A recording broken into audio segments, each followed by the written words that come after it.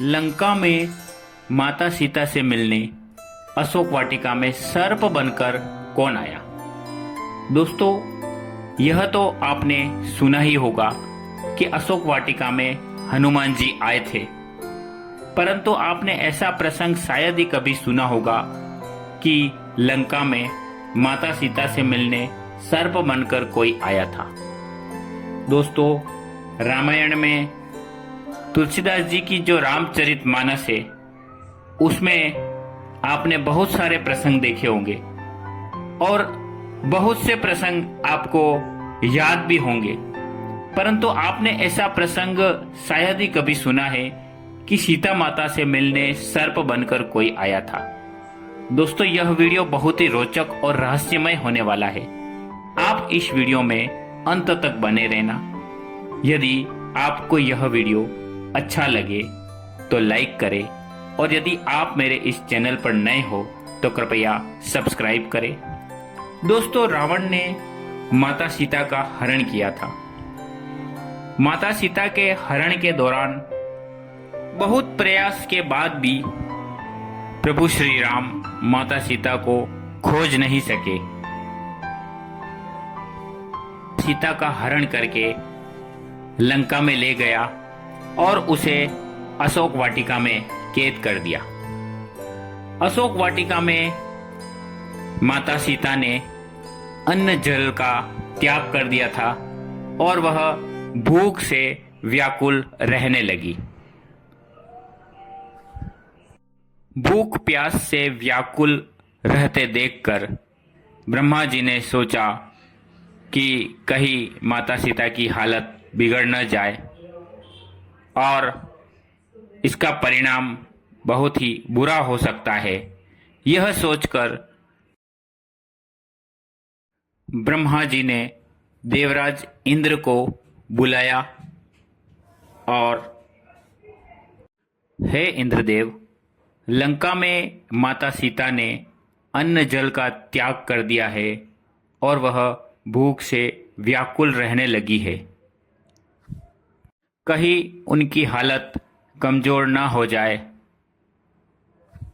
इसीलिए मैं तुमको एक ऐसी चीज दे रहा हूं जो माता सीता को देना और कहना कि इसे ग्रहण करे।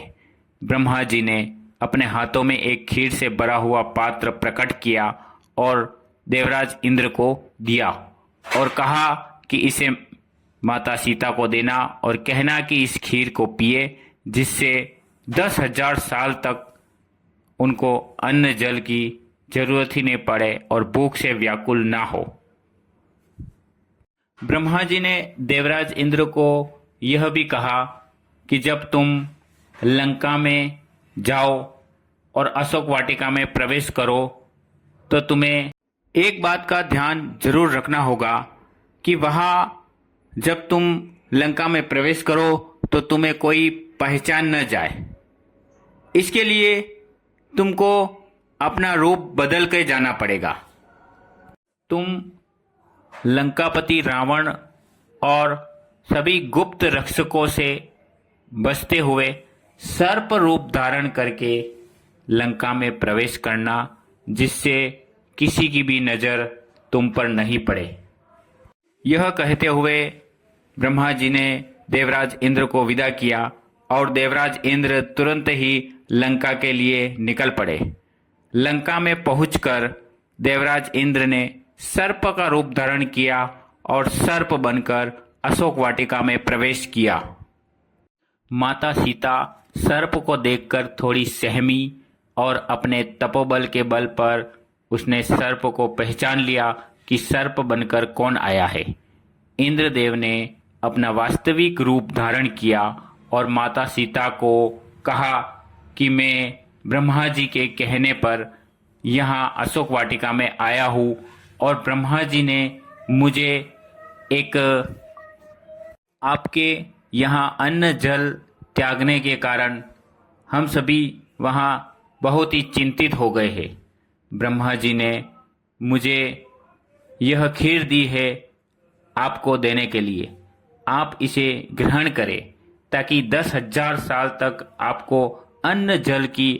दोस्तों, यह जो प्रसंग है वह तुलसीदास जी की रामचरितमानस में देखने को नहीं मिलता है, परंतु पुराणों और लोक कथाओं में इसका वर्णन कहीं कहीं मिल जाता है।